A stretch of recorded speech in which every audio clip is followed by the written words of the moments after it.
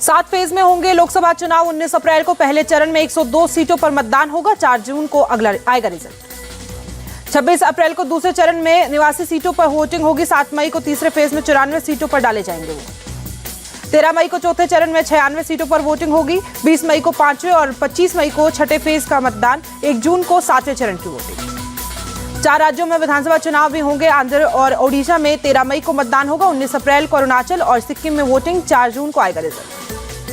तेलंगाना में प्रधानमंत्री नरेंद्र मोदी की हुंकार, कहा अब की बार एनडीए होगा 400 पार। देश की जनता ने तय कर दी नीति। पीएम मोदी का कांग्रेस बीआरएस पर अटैक, करप्शन के मामले में दोनों पार्टियां एक जैसी।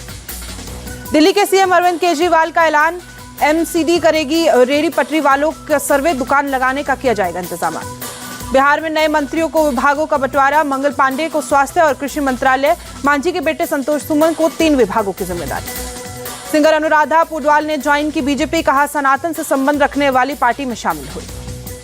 हरियाणा के कुरुक्षेत्र से चुनाव लड़ेंगे अभय चौटाला, इनेलो के टिकट पर लड़ेंगे लोकसभा चुनाव। एनडीए में शामिल हो सकते हैं राज ठाकरे। दक्षिण मुंबई सीट पर एमएनएस प्रत्याशी उतारने की मांग, बीजेपी ने अब तक नहीं लिया कोई फैसला। महाराष्ट्र बीजेपी चीफ बावनकुले की 2 टूटे विधायकों में से कोई वापस आने वाला नहीं।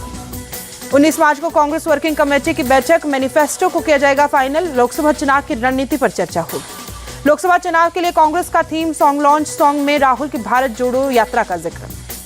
पीएम मोदी के नेतृत्व में सीमाएं हुए सुरक्षित, बड़ी ताकत के रूप में उभर रहा देश। यूपी के रामपुर में सीएम योगी का बयान। सीएम नीतीश के राज्य में 20 सूत्री कमेटी का किया गठन। डिप्टी सीएम सम्राट चौधरी होंगे कमेटी के कार्यकारी अध्यक्ष। बीजेपी से लड़ने के लिए हम है तैयार, न्याय यात्रा से हमारा संगठन हुआ मजबूत। कांग्रेस नेता जयराम रमेश का बयान। मोदी सरकार का ट्रैक रिकॉर्ड बेहद खराब, केरल में एआईआईएमएस बनाने के वादे को पूरा नहीं किया। कांग्रेस नेता शशि थरूर पर अटैक।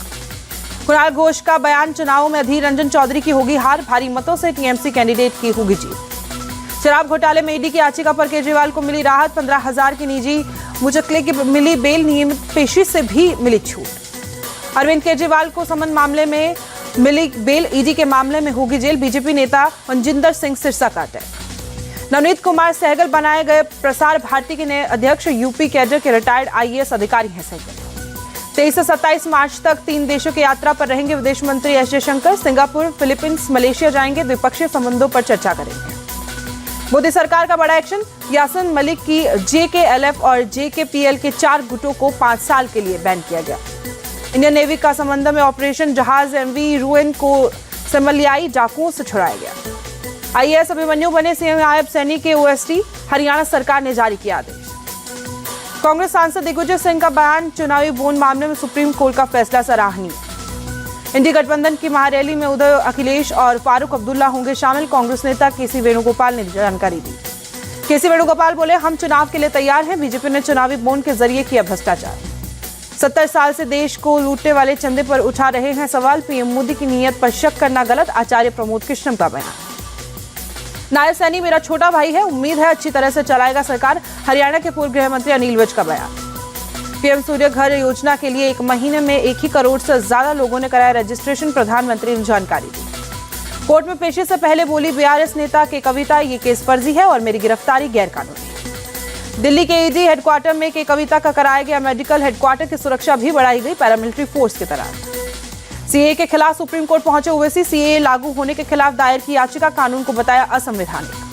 संजय राउत का बीजेपी पर निशाना, कहा चुनावी बॉन्ड पर बीजेपी अध्यक्ष और पीएम मोदी पर चले मनी लॉन्ड्रिंग केस की गिरफ्तारी की जाए। तेलंगाना के मलकाजगिरी में बीआरएस वर्करों का प्रदर्शन, एमएलसी के कविता की गिरफ्तारी का विरोध जताया गया। बिहार के आरा में कई जगहों पर ईडी रेड। नंदिया में पुंज सिंह और कृष्ण मोहन सिंह के घर छापेमारी, बालू खनन केस में तलाशी। केरल के कन्नूर में यूडीएफ का प्रदर्शन, कार्यकर्ताओं ने मशाले लेकर नाइट मार्च निकाला। सीए लागू करने का विरोध किया। गुजरात में गांधीनगर संसदीय सीट के लिए घाटलूदिया में बना ऑफिस, सीएम भूपेंद्र पटेल ने उद्घाटन किया। मुरादाबाद में दीक्षांत परेड समारोह में सीएम योगी, कहा प्रदेश की कानून व्यवस्था से देश में बनी एक लकीर, पिछले 7 सालों में नहीं हुआ कोई दंगा। अमेठी में केंद्रीय मंत्री स्मृति ईरानी जिला पंचायत संसद केंद्र में आशा सम्मेलन में हिस्सा लिया। तमिलनाडु के तिरुचिरापल्ली के प्राइवेट कॉलेज में महात्मा गांधी की मूर्ति लगी। केंद्रीय वित्त मंत्री निर्मला सीतारमण ने अनावरण किया। हैदराबाद में शास्त्री स्टेडियम में तेलंगाना सरकार की इफ्तार party, CM Revanth Reddy, deputy CM Vikram वाक, असदुद्दीन ओवैसी शामिल हुए। हैदराबाद में इफ्तार पार्टी में असदुद्दीन ओवैसी और रेवंत रेड्डी ने एक दूसरे को खिलाई मिठाई, रमजान की मुबारकबाद भी दी। अयोध्या के डीएम नीतीश कुमार कहा, रामनवमी के सिलसिले में हमारी व्यापक तैयारियां चल रही। बैठक में अधिकारियों को निर्देश भी दिए गए। गोवा के मुख्यमंत्री प्रमोद सावंत पहुंचे सांखली, कई विकास कार्यों की आधारशिला रखी। पेपर लीक होने पर तेजस्वी यादव ने सवाल उठाए, लिखा 17 महीने में हमने दी 4 लाख नौकरियां, हमारे समय में एक भी पेपर लीक नहीं हुआ। हैदराबाद में एक तेल गोदाम में भीषण आग लगी, फायर ब्रिगेड की 12 गाड़ियां बुझाने के लिए आग पहुंची। 10 घंटे की मशक्कत के बाद आग पर काबू पाया गया। कुलगाम में एक टीचर मजदूर अहमद लावे बर्खास्त, देश विरोधी कामों में शामिल होने पर कार्रवाई। जम्मू कश्मीर प्रशासन ने जारी किया आदेश।